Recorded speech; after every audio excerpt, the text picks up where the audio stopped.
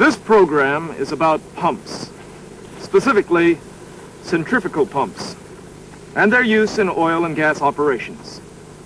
When you're pumping air, oil, water, or NGLs, all pumps operate on one common principle.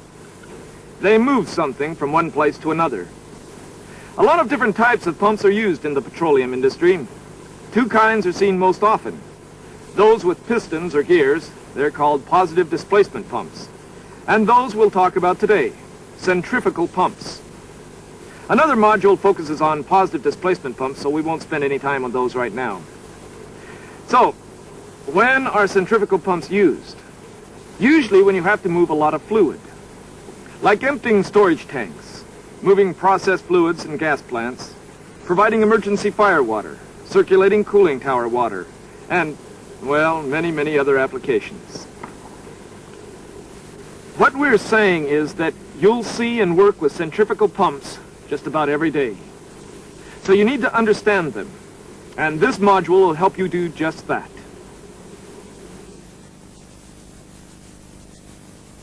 This is the first section of a 4-section module on centrifugal pump principles. This section introduces the various parts and operations of centrifugal pumps.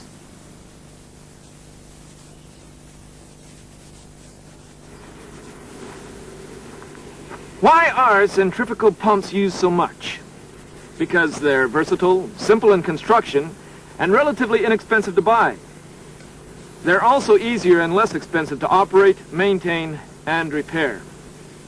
But just what is a centrifugal pump? Let's start by looking at its primary components. When we break it down, we see that a centrifugal pump is actually quite simple, with only 6 main parts. These are the casing, the impeller, the shaft, the coupling, the bearings, and the seals, or packing. Let's look first at the casing. It's the biggest and most obvious part. Its main job is to house and protect the pump parts inside. It can be made from cast iron, steel, bronze, or even special materials, if that's what the job calls for. This is the impeller. It's the part of the centrifugal pump that imparts energy to whatever fluid's being pumped.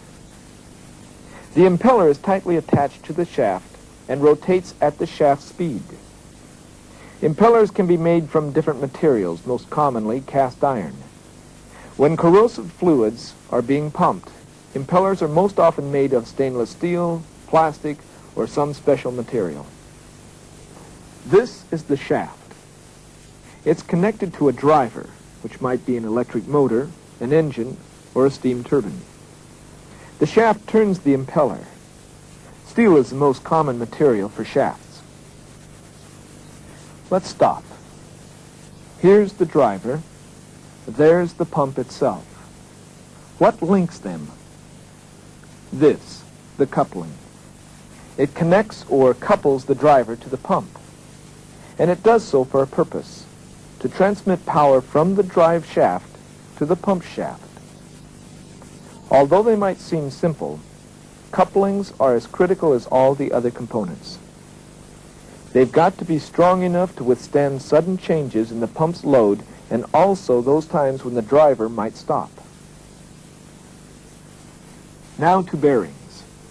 They support the shaft and reduce friction as it rotates in the casing.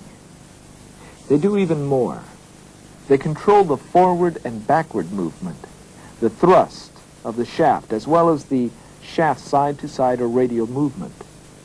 That keeps the shaft from rubbing against the pump casing. Bearings can be here, in the pump casing on small process pumps, or separated in special housings on larger ones. Last are seals, or packing.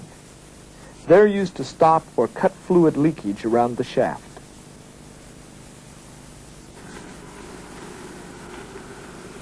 That's how a centrifugal pump's built. Now let's see how it works. Centrifugal force is the key. It's that force that tends to move an object away from the center of rotation. Sound too theoretical? A common example will show that you already understand the principle. The example, children riding a merry-go-round. They spin, and children move outward. And as they do, they're subjected to a lot stronger outward force that tends to force them off the ride. That outward movement is called centrifugal. How does this relate to centrifugal pumps? In this way. When a centrifugal pump is working, the impeller rotates. Its blades stir the fluid, making that fluid rotate with the impeller itself. It's like a mini hurricane. The circular motion generates enough force to move the fluid away from the center of the impeller to the tips of the impeller blades. The movement of the fluid to the outside edge of the impeller creates a suction at the eye of the impeller that draws more fluid into the pump. If we look at the movement of an impeller, we note that the outside edge of the impeller travels faster than the inside center. So, to stay up with the impeller, the fluid has to move faster as it moves outward. That increases the energy of the fluid. The fluid leaves the outside edge of the impeller. As it does, what happens? It enters a specially designed area of the casing known as the volute. The volute is wider at the discharge nozzle than where the fluid leaves the impeller. There's more space, which causes the fluid to slow down. Its velocity decreases. The fluid gives up some of its energy. But that's not all. Energy just doesn't disappear. It's converted into pressure, and that pressure forces the fluid out of the discharge nozzle. The fluid leaves the pump at a higher pressure than when it enters. So what does all this mean? Centrifugal pumps move fluids by increasing fluid pressure through centrifugal force. This concludes section 1.